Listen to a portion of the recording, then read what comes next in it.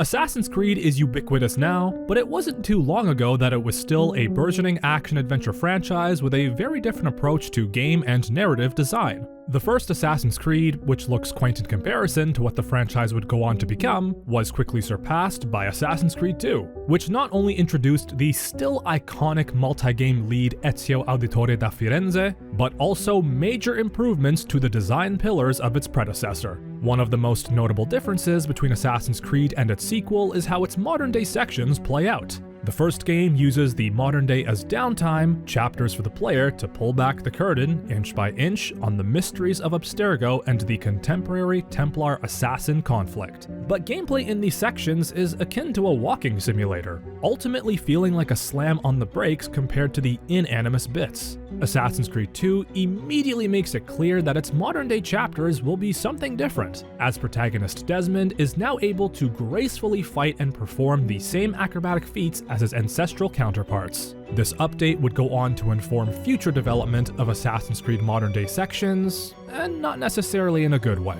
Assassin's Creed 2 leaps forward with Desmond Miles via the bleeding effect, a term used to describe how Animus users can essentially absorb advanced skills and natural abilities through the Animus simulation. The bleeding effect arc is reflected in both gameplay and narrative, as Desmond's combat and traversal capabilities perfectly mirror Ezio's and later Connor's. There's far greater urgency in the modern-day plot, with Lucy and new allies like Rebecca and Sean all being proactive and aggressive in their fight against the Templars, positioning the quickly progressing Desmond as a powerful fighter and asset. At the time, one could be forgiven for thinking that the franchise was going to culminate in a modern-day finale, or at least have some more ambitious, creative modern-day chapters that hold their own against the historical ones. But as the phenomenal Ezio era came to a close, it became clear that this wouldn't be the case, with Desmond quickly moving on to another ancestor before being rather abruptly removed from the franchise altogether. It's not exactly controversial to say that Assassin's Creed's overarching modern-day narrative isn't its strong suit, but AC2 made it seem like the franchise was ramping up for something special and explosive,